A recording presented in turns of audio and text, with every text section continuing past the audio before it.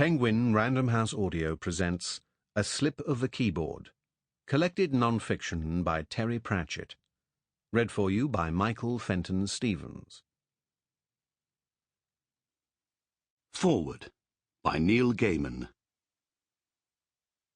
I want to tell you about my friend Terry Pratchett, and it's not easy. I'm going to tell you something you may not know. Some people have encountered an affable man with a beard and a hat. They believe they have met Sir Terry Pratchett. They have not. Science fiction conventions often give you someone to look after you, to make sure you get from place to place without getting lost. Some years ago, I ran into someone who had once been Terry's handler at a convention in Texas. His eyes misted over at the memory of getting Terry from his panel to the book dealer's room and back. "What a jolly old elf Sir Terry is," he said. And I thought, No, he's not. Back in February 1991, Terry and I were on a book signing tour for Good Omens, a book we'd written together. We can tell you dozens of not only funny but also true stories about the things that happened on that tour. Terry alludes to a few of them in this book. This story is true, but it is not one of the stories we tell. We were in San Francisco. We had just done a stock signing in a bookshop, signing the dozen or so copies of our book they had ordered. Terry looked at the itinerary. Next stop was a radio station. We were due to have an hour-long interview on live radio. "From the address, it's just down the street from here," said Terry. "And we've got half an hour. Let's walk it." This was a long time ago, best beloved, in the days before GPS systems and mobile phones and taxi summoning apps and such like useful things that would have told us in a moment that no, it would not be a few blocks to the radio station. It would be several miles, all uphill, and mostly through a park.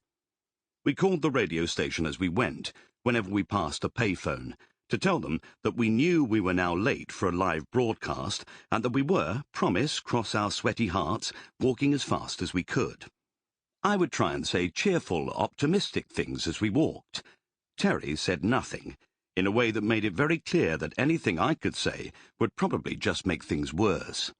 I did not ever say, at any point on that walk, that all of this would have been avoided if we had just got the bookshop to call us a taxi. There are things you can never unsay, that you cannot say and still remain friends, and that would have been one of them. We reached the radio station at the top of the hill, a very long way from anywhere, about 40 minutes into our hour-long live interview. We arrived all sweaty and out of breath, and they were broadcasting the breaking news.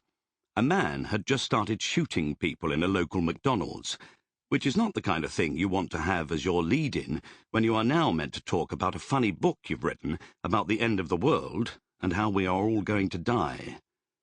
The radio people were angry with us too, and understandably so. It's no fun having to improvise when your guests are late. I don't think that our 15 minutes on the air were very funny. I was later told that Terry and I had both been blacklisted by the San Franciscan radio station for several years, because leaving a show's host to burble into the dead air for 40 minutes is something the powers of radio do not easily forget or forgive. Still, by the top of the hour, it was all over. We went back to our hotel, and this time we took a taxi. Terry was silently furious, with himself mostly, I suspect, and with the world that had not told him that the distance from the bookshop to the radio station was much further than it had looked on our itinerary. He sat in the back of the cab beside me, white with anger, a non-directional ball of fury. I said something hoping to placate him. Perhaps I said that, well, it had all worked out in the end, and it hadn't been the end of the world, and suggested it was time to not be angry any more. Terry looked at me. He said, "Do not underestimate this anger. This anger was the engine that powered Good Omens." I thought of the driven way that Terry wrote, and of the way that he drove the rest of us with him, and I knew that he was right. There is a fury to Terry Pratchett's writing. It's the fury that was the engine that powered Discworld, and you will discover it here. It's the anger at the headmaster who would decide that 6-year-old Terry Pratchett would never be smart enough for the 11+. Anger at pompous critics, and at those who think that serious is the opposite of funny. anger at his early American publishers who could not bring his books out successfully. The anger is always there, an engine that drives. By the time this book enters its final act, and Terry learns he has a rare early-onset form of Alzheimer's, the targets of his fury change. Now he is angry with his brain and his genetics, and, more than these, furious at a country that will not permit him, or others in a similarly intolerable situation, to choose the manner and the time of their passing. And that anger, it seems to me, is about Terry's underlying sense of what is fair and what is not. It is that sense of fairness that underlies Terry's work and his writing, and it's what drove him from school to journalism to the press office of the Southwestern Electricity Board to the position of being one of the best-loved and best-selling writers in the world.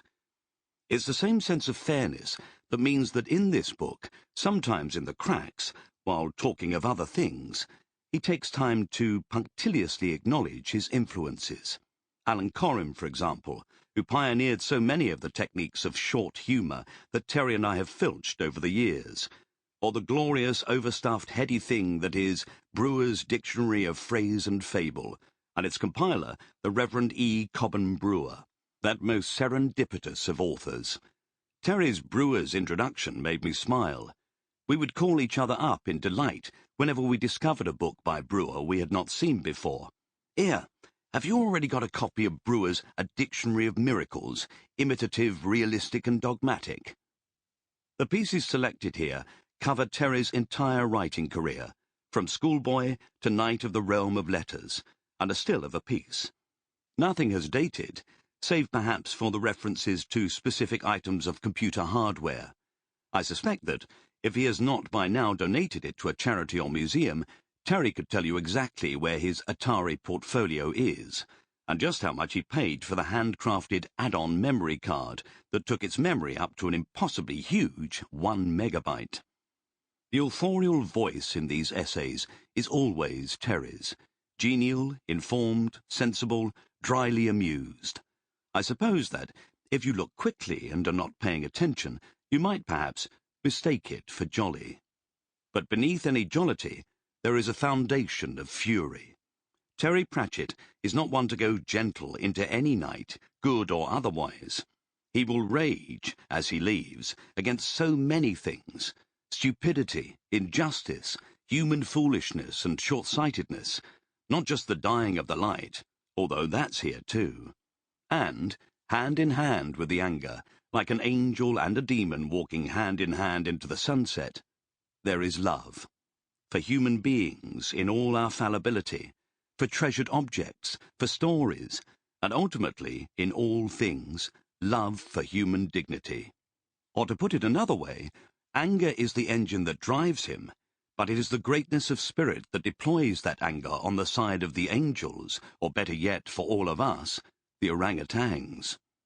Terry Pratchett is not a jolly old elf at all. Not even close. He's so much more than that. As Terry walks into the darkness much too soon, I find myself raging too, at the injustice that deprives us of, what, another 20 or 30 books? Another shelf full of ideas and glorious phrases and old friends and new, of stories in which people do what they really do best, which is use their heads to get themselves out of the trouble they got into by not thinking. Another book or two like this, of journalism and agitprop, and even the occasional introduction. But truly, the loss of these things does not anger me as it should. It saddens me.